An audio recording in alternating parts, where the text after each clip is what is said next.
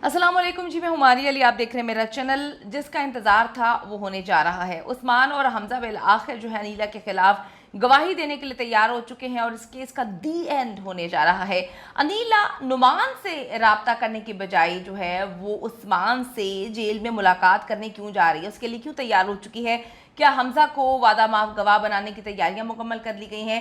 उस्मान अपना बेटा ले गया, लेकिन नुमान जो है ना अपनी बेटी से उसने मुलाकात की और ना ही जो है वो बेटी को लेने का मुतालबा किया। इसकी क्या वजह, आज की वीडियो में हम बात करेंगे। अफसोसनाक वाक़या पेश आता है। मैं कहती हूँ कि अगर हर इंसान अपनी घर में अपनी माँ को देखे ना तो उसका दिल दहल जाए कि किस तरह से कोई भी आपके घर का फ़र्द, कोई नई आने वाली बहू या कोई सुतेला बेटा या आपकी बहन का शौहर जो है आपकी माँ को मौत की नींद सुला देता है। आपके घर में आपकी नाक के नीचे एक बेहयाई का खेल जारी था, जो अनीला जो है बड़े शौक से, बड़े ही मज़े से उस खेल को खेल रही थी। उसको बड़ा मज़ा आ रहा था उस खेल में खेलने का।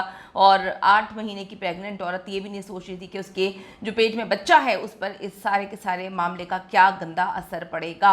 अदालत में जी आखिरी पेशी के बाद अनीला ने पुलिस तफ्तीश में शामिल होने का फैसला कर लिया है। या तो फिर पुलिस को पैसे इन्होंने खिला दिए हैं, पुलिस के साथ कोई सेटलमेंट हो गई है, या अब इनके पास कोई ऑप्शन नहीं बचा। कितनी अजीब बात है कि वकील उस्मान का है लेकिन वो सबक जो है अनीला को भी सिखा रहा है, पढ़ा रहा है। अनीला का भाई जो है उसने उस्मान से जेल में मुलाकात करके कुछ मैसेजेस वगैरह पहुंचाए अनीला के, क्योंकि उस्मान के बारे में तो हम बहुत अच्छे से जानते हैं कि वो पागल हुआ हुआ है अनीला के पीछे। वो इतना उसका आशिक बना हुआ है और आशिकी इस हद तक गंदी भी थी कि वो देखता था कि मेरे साथ उसके नाजायज़ ताल्लुकात हैं और साथ ही साथ जो है अपने देवर के साथ भी नाजायज़ ताल्लुकात हैं, लेकिन उसको कोई फ़र्क नहीं पड़ता।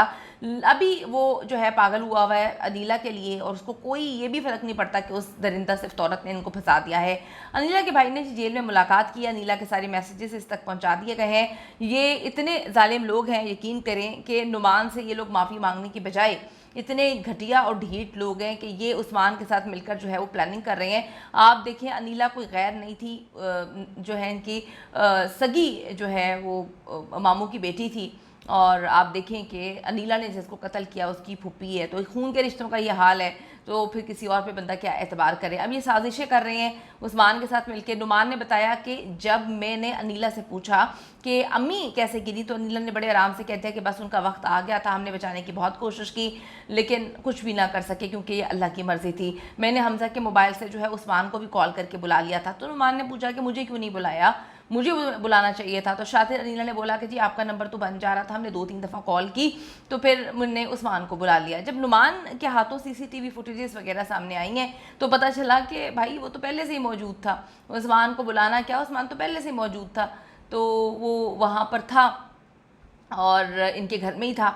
तो ये इतनी शातिर है कि आखिरी वक्त तक जो है उस्मान को ये बचाती रही है। पकड़े जाने पर नुमान को इसने कहानी सुनाई कि हमजा को अपनी सुतेली माँ पर गुस्सा आ गया था और बड़े अरसे से इसने दिल में बदले लेने की ठानी हुई थी।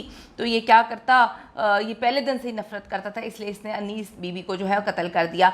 यानी कि अनीस बीबी बाथरूम में गिरी तो उसे डॉक्टर के पास लेके जाने के बजाय ये लोग हॉस्पिटल वगैरह कहीं नहीं लेके गए और अजीब वहाँ पर जो है उसको मरने का उसके इंतज़ार करते हैं। जब हमजा ने देखा कि सारा इल्ज़ाम उसके सर पर आ रहा है तो उसने सारी कहानी खोल दी है। कोई अकेला तो नहीं इस सारे मामले में फंस सकता था ना, और जब 2-3 लोग हों तो फिर पोल तो खुलते ही हैं। यही वजह है कि अब भी अनीला को जो है शक है कि कहीं ना कहीं हमजा जो है उसको वादा माफ गवाह पुलिस ना बना ले और वो सारे के सारे हमारे करतूत ना खोल दे। लेकिन ऐसा होना मुमकिन नज़र नहीं आ रहा।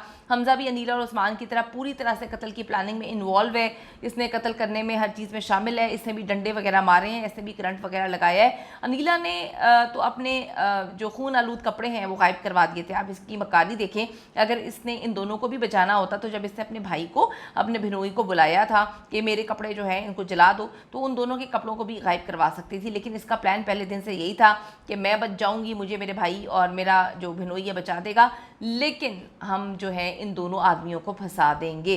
तो अब आप ये देखें कि कपड़े गायब कर दिए और वो कहती है कि मैंने तो कत्ल होते देखा ही नहीं था, जबकि हमजा ने बताया कि करंट लगाने वाली और कोई नहीं बल्कि अनीला ही थी। उनके चेहरे पर इसने जूते भी मारे हैं, करंट लगाया है और ये कह रही थी कि इसको कत्ल कर दो, मार दो, इसकी शक्ल से मुझे नफरत है। तो इतनी नफरत करती थी अपनी फुप्पी से, तो फुप्पी के घर जो है फुप्पी के बेटे को क्यों फंसाया हुआ था, क्यों उसके साथ शादी की?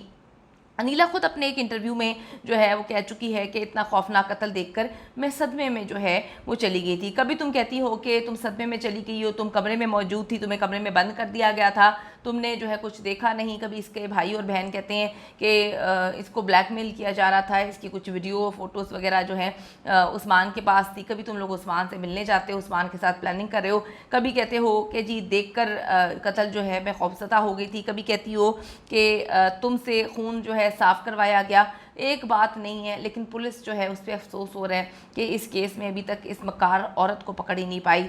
झूठ पर झूठ बोलकर जी ये बचने की कोशिश कर रही है, लेकिन बच नहीं पाएगी, क्योंकि अल्लाह की अदालत में देखें कहीं ना कहीं जो है इनको इंसाफ तो मिलना ही है वहाँ पे, लेकिन ये दुनिया में भी रुसवा होंगे। पुलिस के पास सिर्फ 3 दिन का वक्त है, फिर अनीला जो है जेल में है। अब पुलिस पर डिपेंड करता है कि किस तरह से इस दरिंदा सिफ्त औरत से सब सच उगलवाते हैं। ये तो आने वाला वक्त ही बताएगा, अगर पुलिस पैसे नहीं खाती है। मैं चाहती हूँ कि हुकूमत वक्त इस दरिंदा सिफ्त औरत को ना सिर्फ जो है वो सज़ा दे, अनीस बीबी को इंसाफ दे, ताकि कोई भी रिश्तों के तकद्दुस को पामाल ना कर पाए।